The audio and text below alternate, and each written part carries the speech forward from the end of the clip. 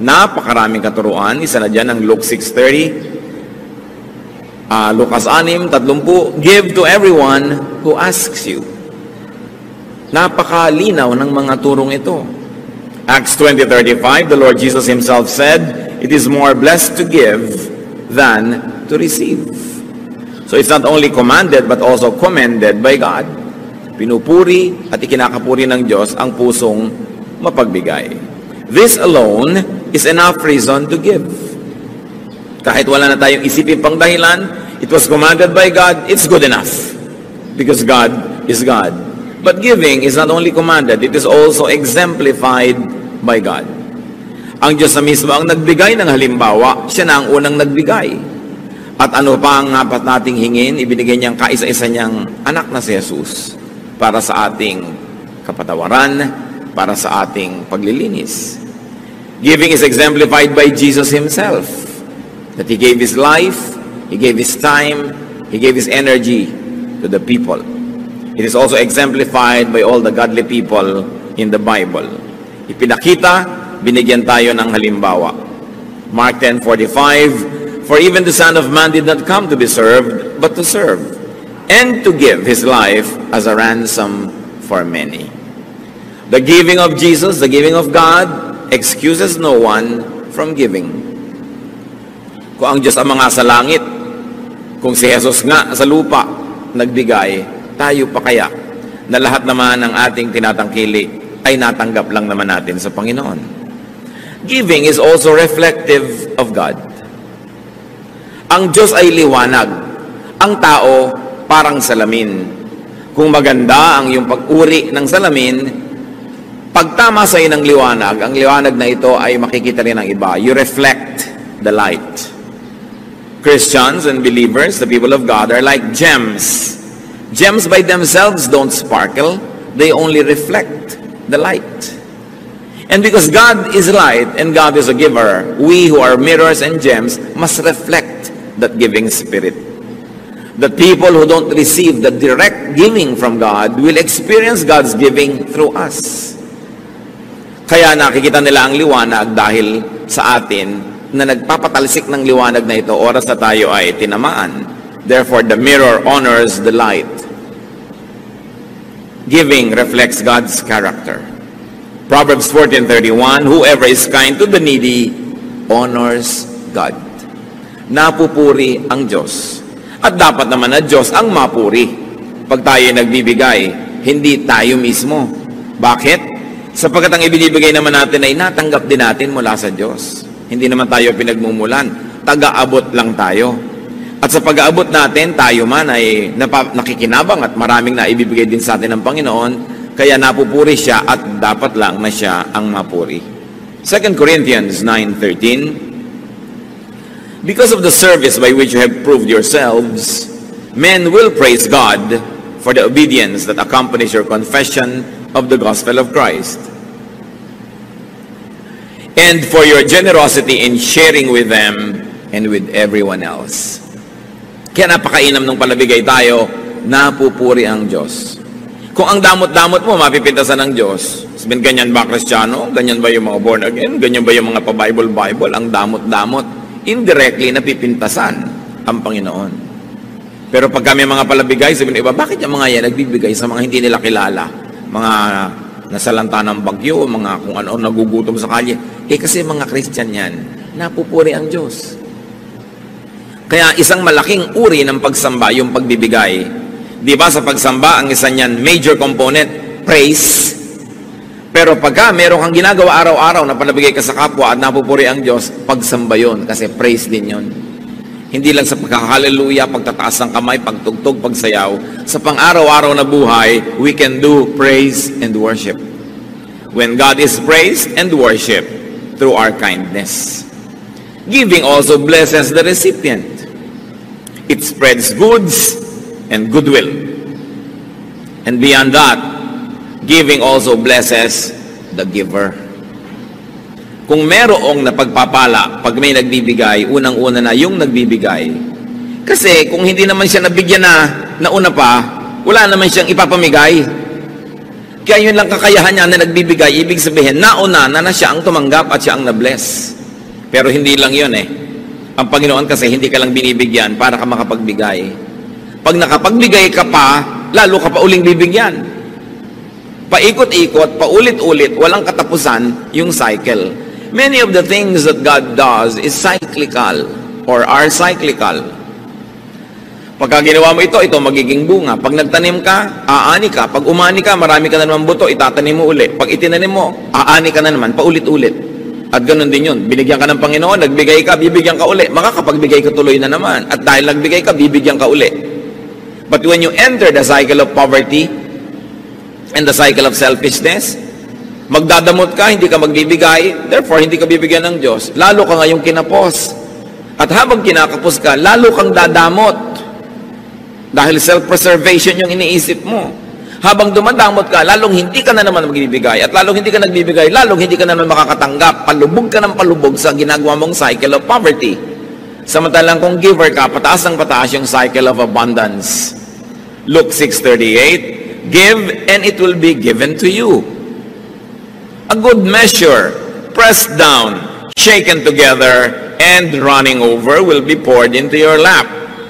For with the measure you use, it will be measured to you. Lagi natin itong nadidinig. Siksik, liglig, umaapaw ang ibabalik sa iyo ng Diyos kung ikaw ay mapagbigay. Because giving sets a blessing machinery in motion.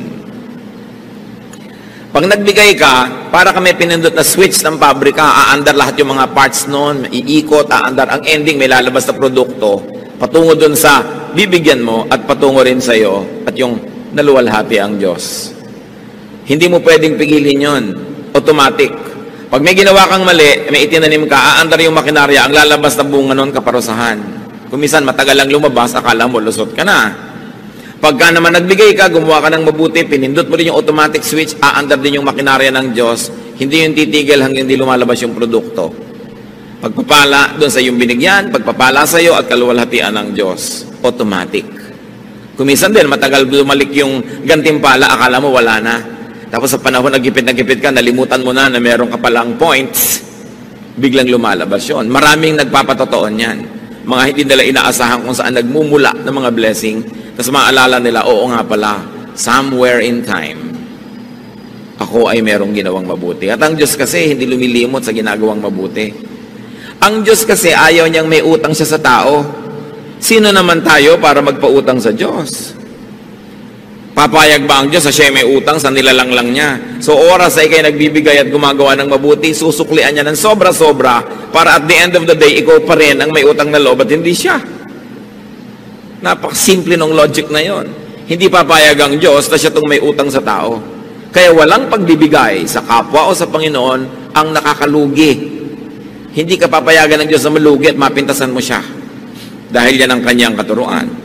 Giving pleases God. Therefore, it opens the door to followership to Jesus. Yung mga iba gustong-gustong sumunod kay Jesus. Tulad ng isang mayamang lalaki, sabi niya, anong dapat kong gawin para makasama sa inyo? Matthew 19:21, Jesus answered, if you want to be perfect, go, sell your possessions and give to the poor, and you will have treasure in heaven. Then come, follow me. Ang gusto ni Jesus na kasama, mayayaman. Pero mayayaman sa mabubuting gawa. Mayayaman sa kawang gawa. Mayayaman doon sa mga tinatawag niyang kayamanan sa langit. Treasure in heaven. Sabi nitong mayaman, gusto kong sumama sa inyo, ano bang dapat kong gawin? Sabi, pues, ipamigay mo ang iyong kayamanan nang walang maging hadlang sa pagsunod mo.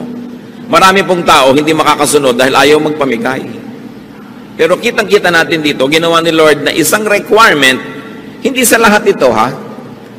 Marahil na ang taong ito, sobra din ang pag-ibig sa kayamanan niya na hindi niya pwedeng ibigin ng Diyos kasi sabay, dalawa yung iniibig mo.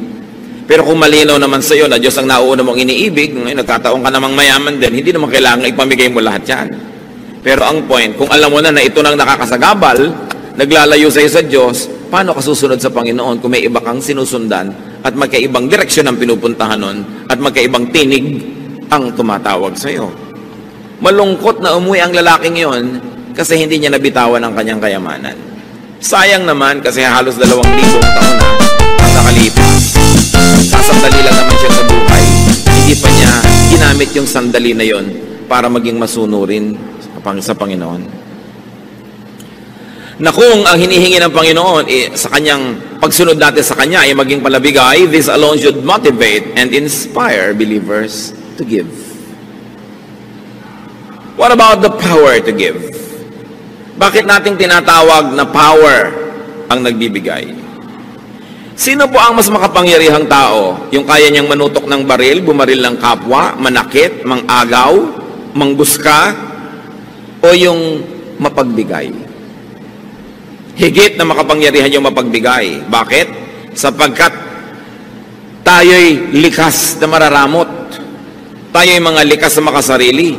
Selfishness is like the power of gravity. It is like the power of distorted natural law. It is the norm. It is what can be expected.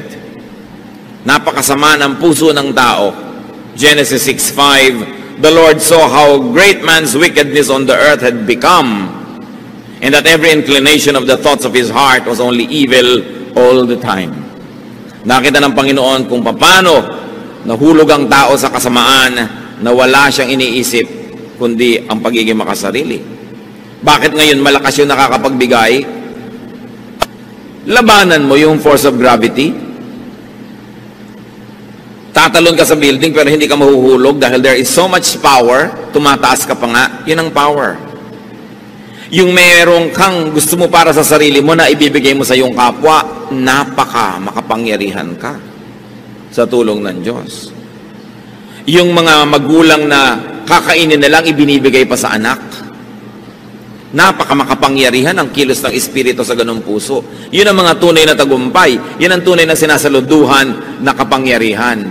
Yung matanggihan ang sarili at mapagbigyan ang kapwa.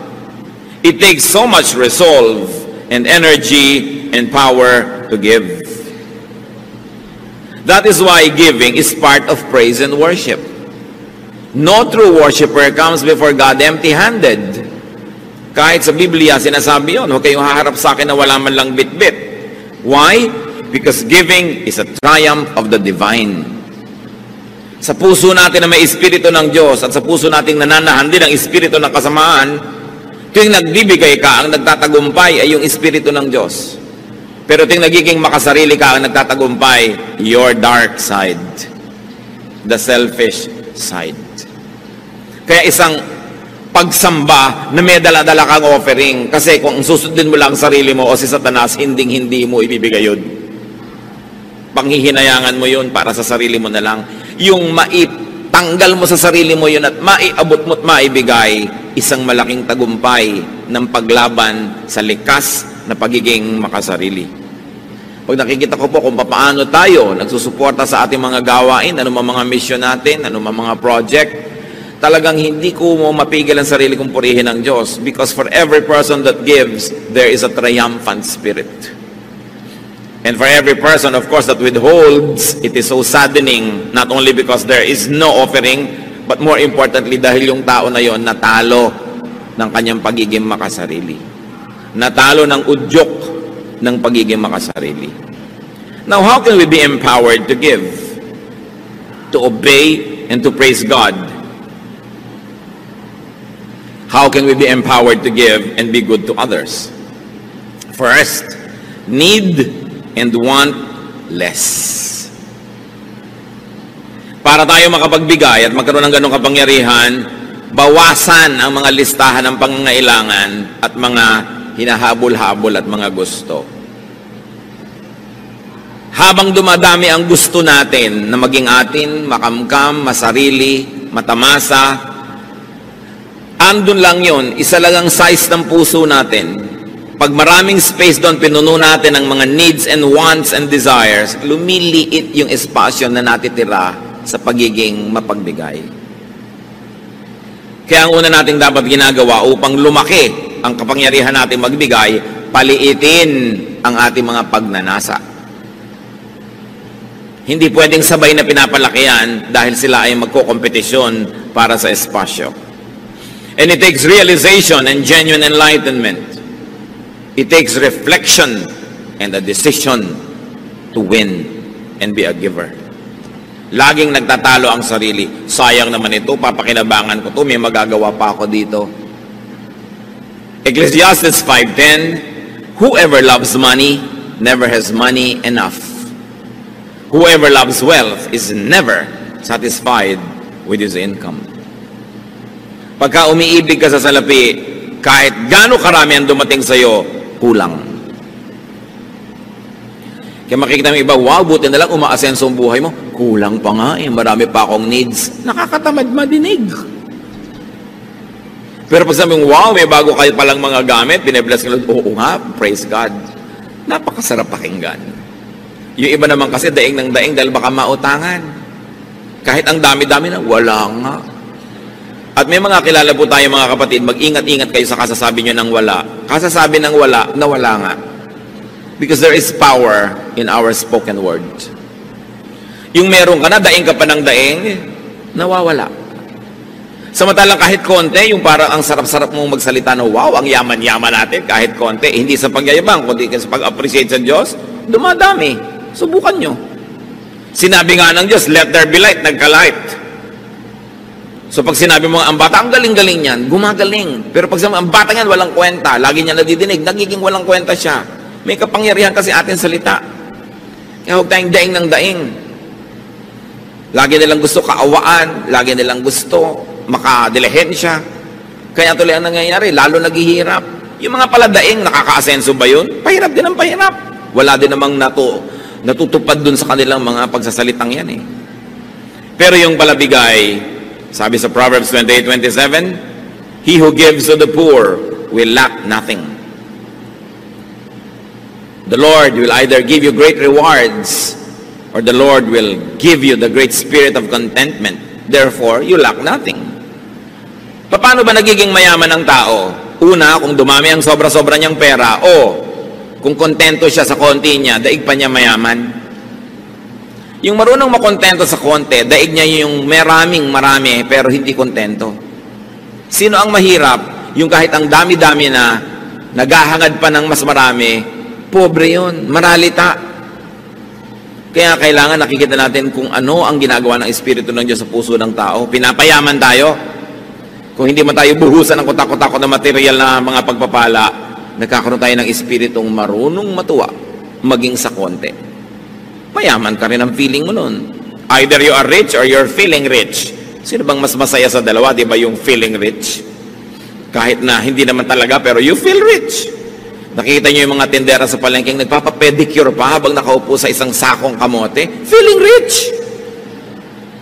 30 pesos lang yung pedicure niya, pero donyang-donya siya. May mga bulak pa sa pagitan ng mga daliri, no? Talagang akala mo, napakasaya. Pero kung ang dami mong pera, you are not feeling rich, nagreklamo ka pa rin, pobre ka, kawawa naman. So learn contentment. 1 Timothy 6:6, but godliness with contentment is great gain. For we brought nothing into the world, and we can take nothing out of it. But if we have food and clothing, we will be content with that.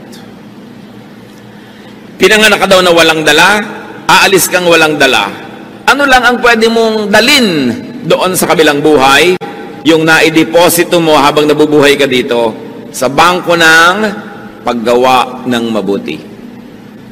Yung mga gumagawa ng mabuti, palabigay, nagde-deposit ang withdrawal sa langit. Hindi mo pwedeng dalhin, pero pwede mong i-deposit habang nandito ka, doon na lang ang withdrawal. Pero yung dala-dala mong lahat na matay ka, wala kang madadala. Kasi sinasabi ni Lord, gather for yourselves treasures in heaven, na hindi kayo mananakawan at hindi uuurin o kakalawangin ang inyong mga kayamanan. Sabi ganun, kailangan ganun. Marunong ka mag-deposito doon, marunong ka mag-impok doon sa eternal bank na napaka-importante. How else are we empowered to give? Natural, produce more. Anong ipapamigay mo kung wala ka namang sobra? Meron din naman, kahit kulang, nakakapagbigay pa rin tayo, pero iba na kung sobra-sobra.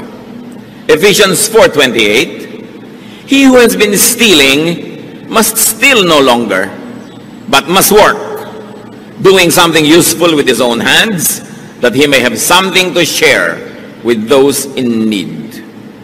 Sabi, yung dati sa inyong mga tamad, walang ginawa kundi magnakaw lang o manghingi, magdilihensya, tigilan nyo yan, magtrabaho kayo, paasensuhin yung ginagawa nyo, at nang sa ganon, kumita kayo hindi lang ng kailangan nyo, kundi ng higit pa ron, at nang may sobra kayong maipamigay.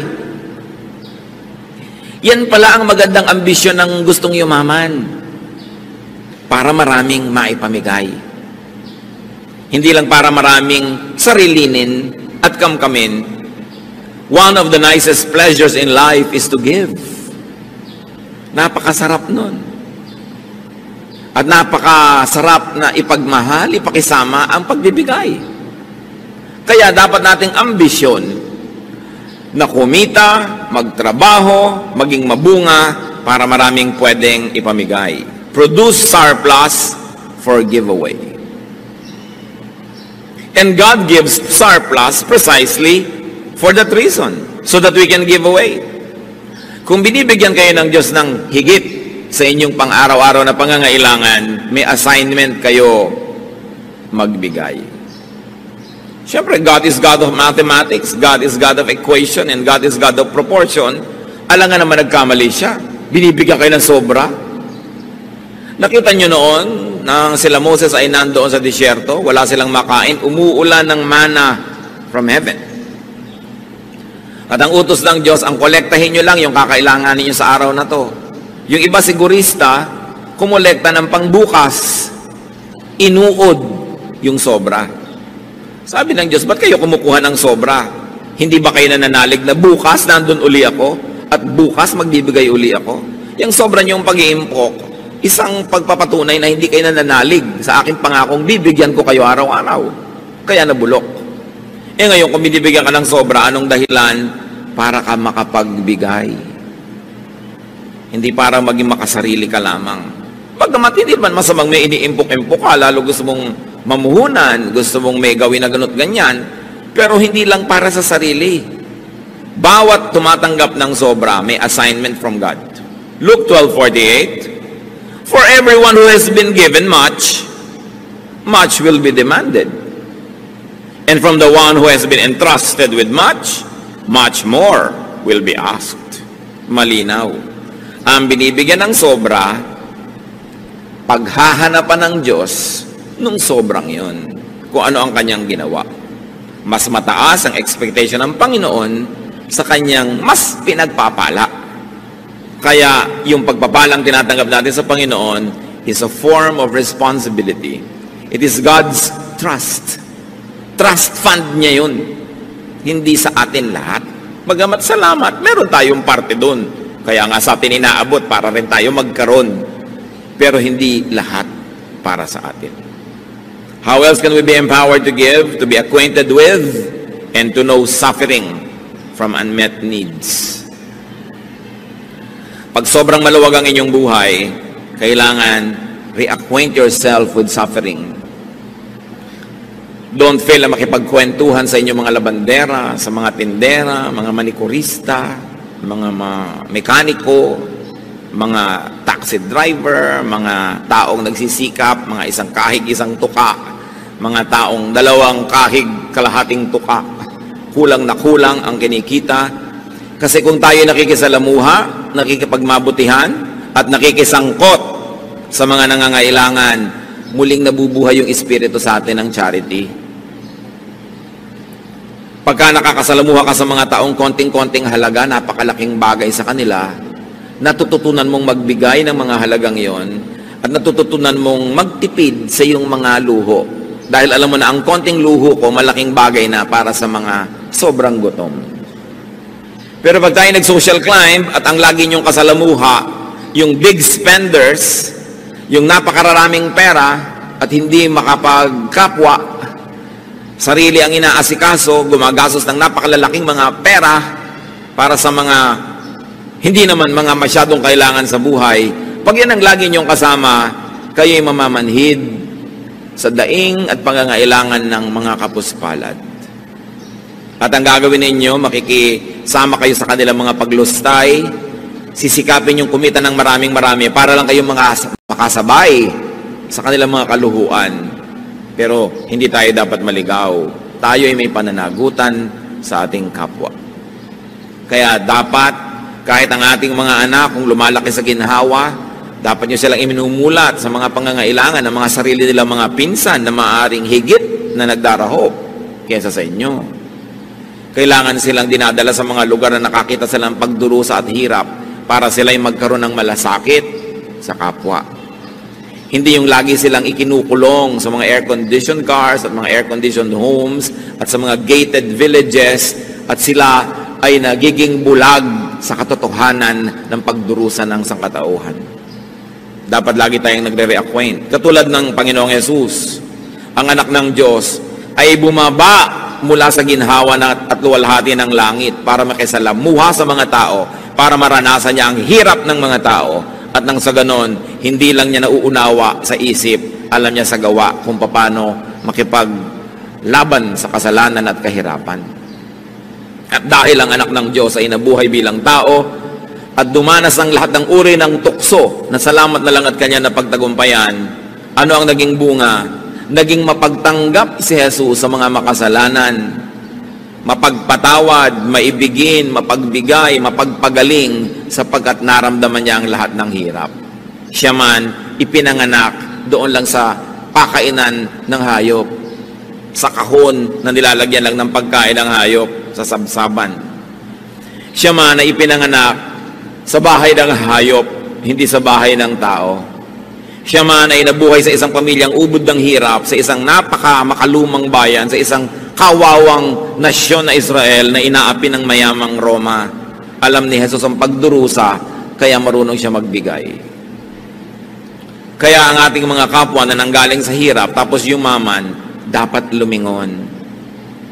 Hindi yung tatalikuran mo na ng todo ang yung paghihirap, at ang mga kilala mong mahihirap at pipilitin mo na ngayong makibarkada na lang sa mga mayayamang tulad mo rin naman ay galing din sa pusali at pare-pareho kayo nagpapanggap at nagbubulag-bulagan sa mga pangangailangan ng iba. Dapat ngayon ang galing sa hirap ang mas mabuti sa mahirap. Kaya ito naman ang ginagawang pang-uutos sa atin ng mga politiko, lahat galing sa hirap, no? Pero makikita ba natin talaga sa mga ginagawa nila ang malasakit sa mga mahihirap, liban na lang kung oras ng eleksyon? Pero ang totoo nun, meron silang pinefake. Kasi ang katotohanan, pag galing ka sa mahirap, you're qualified and you're empowered. At yung galing talaga sa mayaman, kahit naman siguro pa paano, may kamag-anak ka rin mahirap, alam mo rin kung paano maging mahirap. Dapat huwag tayo maging bingi. Ang Panginoon sa Hebrews 2:18 dinescribe, because He Himself suffered when He was tempted, He is able to help those who are being tempted. Dahil siya nakaranas ng mga panunukso, mabait siya sa mga nagkakasala at sa mga natutumba at nabubuwag. Dahil siya lang naman tong nanatiling nakatayo kahit natukso. Siya lang tong nanatiling walang kasalanan, lahat naapektuhan, lahat tinatamaan at nasasaktan at nagdurugo at nalulugmok at nadarapa. Ang naging epekto kay Jesus, ang pakikitungo niya sa mga makasalanang tao, naging mapagpatawad siya at mapalakop-kop sa makasalanan. Hindi naging righteous. Ngayon, kung lagi ka lang nasa seminaryo, nasa loob ng simbahan o opisina ng simbahan, nasa mga toreng-garing at mga tore ni David na ang tataas, relihiyosong-relihiyoso ka, ano nagiging bunga? Lalo ka ngayong mapaghusga, lalo ka mapagmataas at hindi ka makapagpasensya sa nagkakamali. Hindi yan ang example ni Jesus. Ang example niya, naunawa niya na mahirap magpakabanal, maging yung babaeng babatuhin dahil nahuli na sa akto ng pangangalo niya, sinanggahan pa niya. Pero sabi niya, sin no more. Naintindihan niya. Kaya tayo namang aral ng salita ng Diyos, ang dapat nagiging bunga, naiintindihan natin yung kinakapos, hindi hinuhusgahan natin sila. Christians are a very peculiar people. We kill our wounded. Mabuti pa kumisan yung mga rebelde, yung mga kasama nilang nababaril, binubuhat. Tayo, pag may Kristiyanong nabaril ng kaaway at nasugatan, niyuyurakan, pinagchichismisan, pinagpipiestahan. We kill our wounded. This is not the example of Jesus. The example is to be acquainted with suffering and weakness so that we can help those who suffer and those who are weak. Kaya kailangan maging matulungin. Pero hindi yan lahat eh. Kumisan ang nananaig lang sa atin yung ating dark side, but we have a bright side. Genesis 1:27, God created man in His own image. Merong bahagi ang Diyos na nabubuhay sa bawat puso ng bawat nilalang. We can be godly. We can be giving. If only we will allow that godly side to triumph. That's why giving by itself is the triumph of the godly side over the dark side. How else are we empowered to give? Know and understand yourself. Understand your position in God's economy. Sino ka ba talaga? Anong papel mo dito sa mundong nilikha ng Diyos? At ang lahat ng taong malinaw ang pag-iisip, we will realize that you are just a recipient of God's kindness. You are just a recipient of God's grace. Therefore, you are to be a channel of that same kindness and grace. Tumatanggap lang tayo. Kumisan sa tagal mo at dami ng tinanggap, nakakalimutan na natin yun. Akala natin tayo na nga yung hero, tayo na nga yung great. Pero tayo tumatanggap lang. At dahil doon, meron tayong pananagutan sa nagbibigay. Luke 14:13-14. But when you give a banquet, invite the poor, the crippled, the lame, the blind, and you will be blessed. Although they cannot repay you, you will be repaid at the resurrection of the righteous. Sasabihin ng mga tao, Pastor, yung po ba mga Christian nagdedebu? Yung po ba mga Christian naghahandaan? Yung po ba mga Christian nagpa-party? I say, yes, lalong dapat. Kasi mga anak tayo ng Diyos, dapat natin ipagdiwang ang Diyos. Pero may pagkakaiba. Ang Kristiyano nagpa-party, nagluluto at naglalaan ng isang bahagi ng kanyang handa, ipinapakain niya sa mga kapuspalad na nandun sa mga lansangan. Ang mga Kristiyano at anak ng Diyos na naghahandaan, nagsasaya, laging may bahagi para ipamigay. Kasi mahirap naman yatang sundin yung hindi nyo kilalang lahat ng sinasabing poor, crippled, lame, blind, nasa party nyo, di ba? Kahit gaano kayo kabanal, hindi naman siguro kayo sobrang mag-e-enjoy, ang daming hindi nyo kakilala. So anong gagawin nyo? Ipadala nyo yung dapat nyo ipakain kung saan man sila naroon. Mga Kristiyano na isang buong pamilya kakain sa restaurant, ang dami-daming kinain. Why don't you order 2 or 3 dishes at ibigay nyo sa mga waiter na nag-silbi sa inyo? Iuwi naman nila sa pamilya nila, makapag-party rin sila kahit man lang pansit. Yun ang pinagkaiba. Ang mga Kristiyano kasi, may pagkakaiba, bagamat pare-pareho tayo ng ginagawa, meron ka laging kaibahan. At ano yun? Ika'y palabigay. Kahit pa nga, hindi naman sobra. Sabi ni Job 1:21, naked I came from my mother's womb, naked I will depart. So don't take it all, and don't hold on too tightly. Huwag masyadong mahigpit ang hawak. Ang totoo niyan, dahil tayo makasalanan, we don't really deserve all the good we receive. We don't really deserve all the good we desire. Romans 3:12, all have turned away. They have together become worthless. There is no one who does good, not even one. So what is a great lie or kasalanan? That you deserve the good life. What we deserve is hell. Yun ang totoo nun. Dahil patuloy tayo nagkakasal at kinakapos. Kaya mga advertisement ng maluluhong mga bahay, kondo, maluluhong mga salon, spa, laging, you deserve the good life. Scientific ang mga advertising, ha? Ba't nila sinasabing you deserve? Kasi maraming kliyente, pag gumagastos ng marami talaga, nagigilty. Kaya para talikuran mo na yung guilt mo, sige na, gumastos ka na, you deserve it. Paulit-ulit yon. The life you deserve. The home you deserve. Di ba? Katulad ng mayamang lalaki na akala niya siya na talaga ang hero kung ba't siya yumaman sa Luke 12:19. Matapos siyang ang daming inani, inipon niya, nagdagdag pa siya ng mga bodega, and I'll say to myself, you have plenty of goods laid up for yourselves for many years. Take life easy, eat, drink, and be merry. Pero siya itinuwid ng Diyos. Sabi ng Lord, you fool, that's not the way. Not just because you work so hard, you have already earned it. The lie that we deserve good things desensitizes us to want, to get, and to waste more. Yung I deserve it naman eh. I worked so hard, so I deserve this. We are not really that good. Kuminsan dumadating sa'yo ang daming pagpapala, ang daming mga material blessings, maraming success, dapat mong huwag makalimutan, pinagpapala ka lang. O tulad ng sinasabi ni Solomon, well, sinuwerte ka lang, huwag ka maniwala na ikaw talaga lahat ang dahilan kung bakit ka matagumpay. Sabi niya sa Ecclesiastes 9:11, I have seen something else under the sun. The race is not to the swift or the battle to the strong, nor does food come to the wise, or wealth to the brilliant, or favor to the learned, but time and chance happen to them all.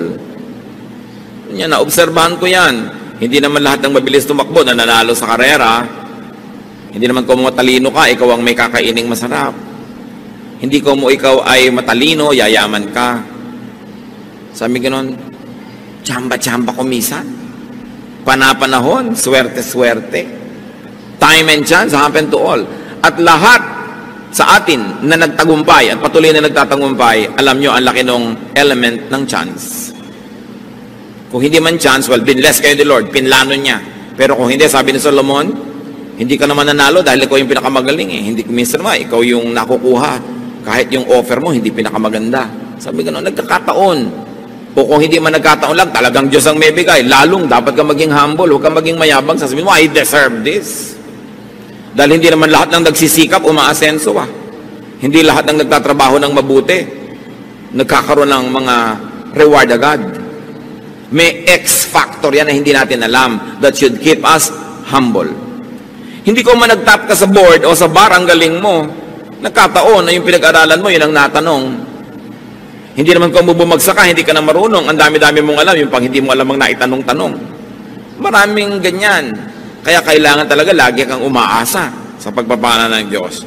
And that we should always be humble, and we must be less and less selfish. Everything good that you have came and comes from God. Ecclesiastes 5:19, God gives man wealth and possession and enables him to enjoy them. This is a gift of God. Regalo. James 1:17, every good and perfect gift is from above, coming down from the Father. So a realistic, humble, and grateful attitude necessitates and empowers giving. Pagka makatotohanan ang pagkakilala mo sa iyong sarili, ikay mapagpakumbaba at tumatanaw ng utang na loob sa Diyos, magkakaroon ka ng lakas para maging mapagbigay. The godly way to react to so much suffering and needs around us is to give more. Giving, by the way, is not only for the rich. It is also for the unrich. Akala natin yung mga mayayaman lang ang dapat magbigay. Kaya sa maraming churches, yung konting pamilyang may kaya, sila na lang lagi ang taya. Yung iba lagi na lang, ay mayaman si sister ganun, mayaman si ka ganun. Mark 12:42-44, sa offering, inobserve ni Lord yung mga tao, but a poor widow came and put in 2 very small copper coins, worth only a fraction of a penny. Calling his disciples to him, Jesus said, I tell you the truth, this poor widow has put more into the treasury than all the others. They all gave out of their wealth, but she out of her poverty put in everything, all she had to live on. Binibilang pala ng Panginoon yung mga hinuhulog ng mga tao doon sa offering box. Siyempre, yung mayayaman, yung mga supot nila ng mga punong-puno ng mga silver, mga gold, mga coins, pag lumaglag yun doon sa loob, ang lakas ng tunog. Merong isang babaeng ubod ng hirap, balo, naglaglag lang siya ng 2 pagkanipis-nipis na barya. Siguro manipis pa sa pinipig. Wala man lang tunog. Pero sabi ni Jesus, kita niyo yung babaeng yon? Yan ang pinakamalaking donor ng church na to. Ha? Ang liit nga ng binigay. Bakit siya ang pinakamalaking donor?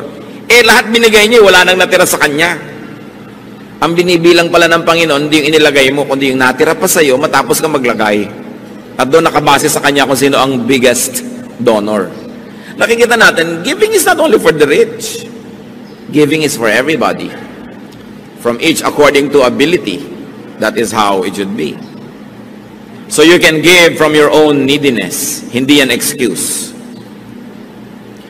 Nung nagkaroon ng kontribusyon ng mga churches all over the known world, pati yung mga poor churches, akala nyo exempted? Hindi. Merong isang super hirap na church na puri masyado.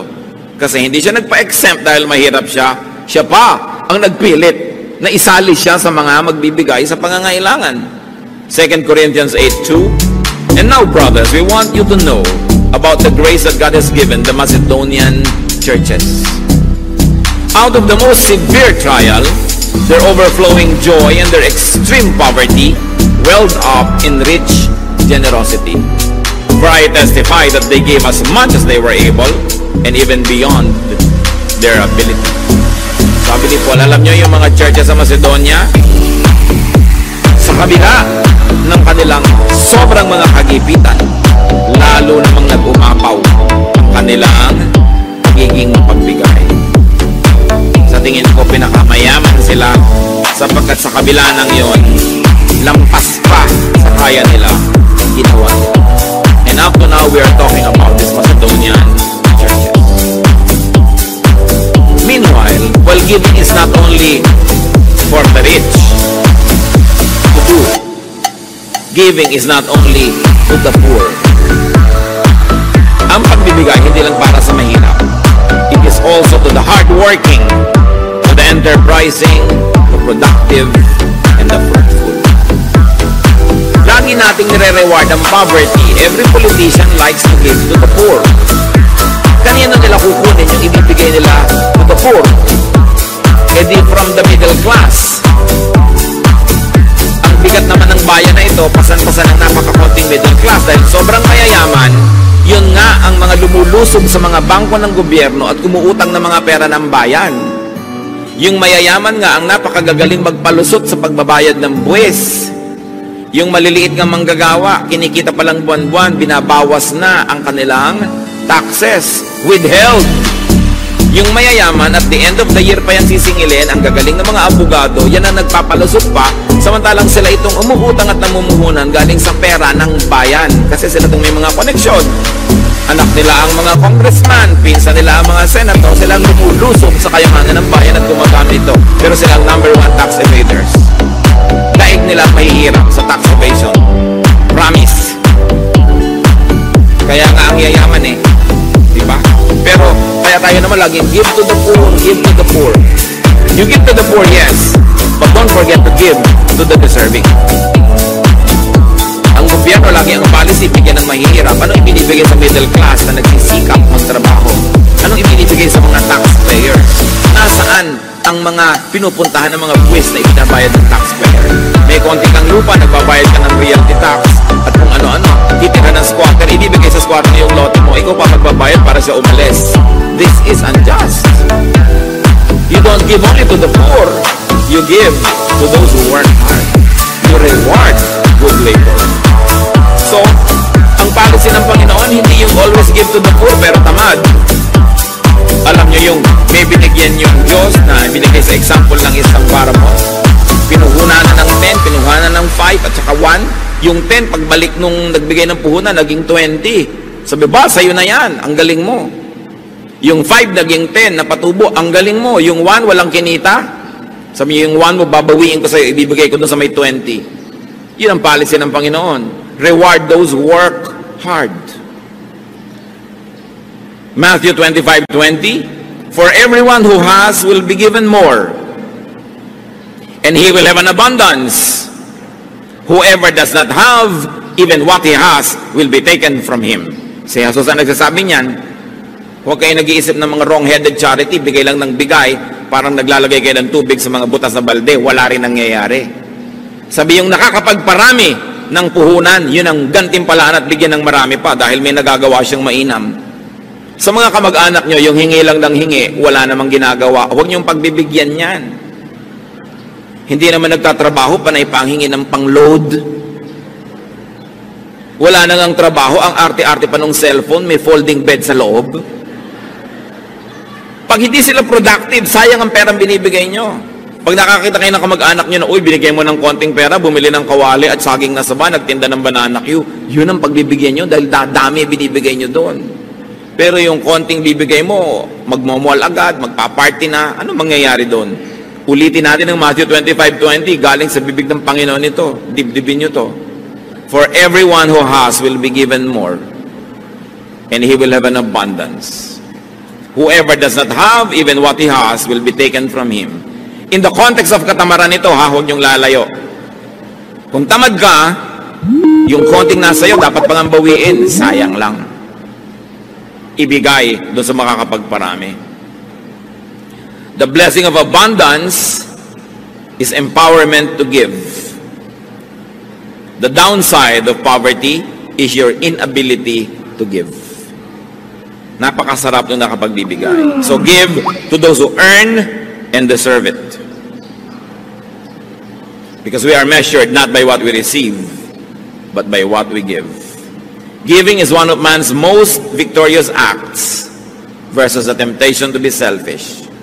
Giving is one of man's most powerful acts. So be empowered to give. Ang tanong, at dito tayo magtatapos, ano ang pumipigil sa atin para magbigay? At kung nagbibigay naman tayo, ano ang pumipigil sa atin para magbigay ng lubos? Lalong-lalot kung pinagpapala naman tayo ng Panginoon. Mga magulang, nagbibigay ba tayo ng lubos sa ating mga anak? Mga anak, nagbibigay ba tayo ng lubos sa ating mga magulang? Mga magkakapatid?